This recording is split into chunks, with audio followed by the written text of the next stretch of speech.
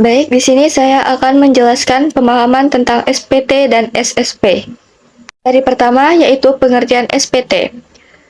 SPT adalah surat pemberitahuan, dokumen resmi yang digunakan oleh wajib pajak untuk melaporkan kewajiban perpajakannya kepada Direktorat Jenderal Pajak. SPT tidak hanya berisi jumlah pajak yang harus dibayar, tetapi juga mencakup informasi mengenai penghasilan objek pajak, harta kewajiban, serta kredit pajak dalam suatu periode tertentu. SPT memiliki fungsi. Pertama, itu ada fungsi administratif, kedua, fungsi pengawasan dan pengendalian, ketiga, fungsi perencanaan pajak atau tax planning, dan terakhir itu ada fungsi statistik dan kebijakan. Selanjutnya ada jenis-jenis SPT. Pertama itu ada SPT massa, yaitu digunakan untuk melaporkan pajak dalam jangka waktu bulanan. Kedua ada SPT tahunan, yaitu digunakan untuk melaporkan keseluruhan pajak selama 1 tahun pajak. Baik, materi berikutnya yaitu ada pengertian SSP. SSP yaitu adalah surat setoran pajak, dokumen resmi yang digunakan sebagai bukti bahwa wajib pajak telah melakukan pembayaran atau penyetoran pajak ke kas negara.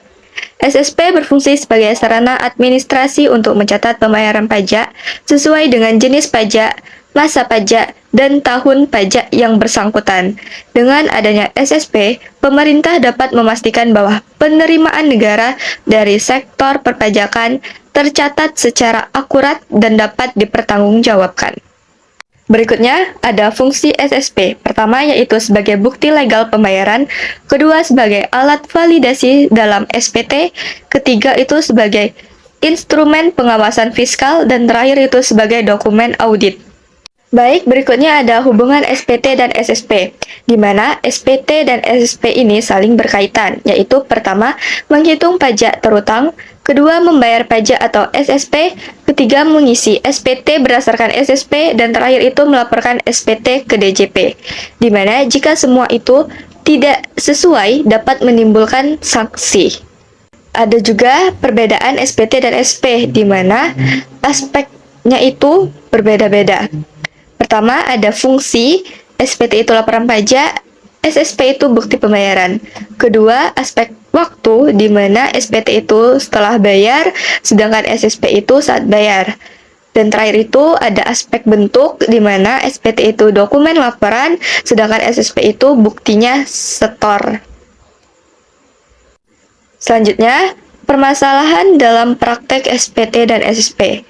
Di mana pertama, kurangnya pemahaman wajib pajak. Kedua, kesalahan pengisian SPT. Ketiga, keterlambatan pelaporan. Keempat itu ketidaksesuaian data SPT dan SSP. Dan terakhir itu rendahnya literasi digital. Ada juga contoh kasus sederhana, yaitu seseorang karyawan menerima gaji bulanan dan dipotong PPh pasal 21 oleh perusahaan. Perusahaan kemudian menyetorkan pajak tersebut menggunakan SSP. Di akhir tahun, karyawan melaporkan SPT tahunannya. SSP dari perusahaan menjadi bukti bahwa pajak telah dibayar. Jika ESP tidak dilaporkan dalam SPT, maka dapat terjadi kekurangan bayar. Dari semua materi di atas, dapat saya simpulkan, SPT dan SSP merupakan dua dokumen penting dalam sistem perpajakan di Indonesia. SPT berfungsi sebagai alat pelaporan pajak, sedangkan SSP sebagai bukti pembayaran pajak. Keduanya saling berkaitan dan wajib dipahami oleh setiap wajib pajak. Pemahaman yang baik mengenai SPT dan SSP akan meningkatkan kepatuhan pajak serta mendukung kelancaran administrasi perpajakan. Baiklah, sekian presentasi dari saya. Saya ucapkan terima kasih dan sampai jumpa.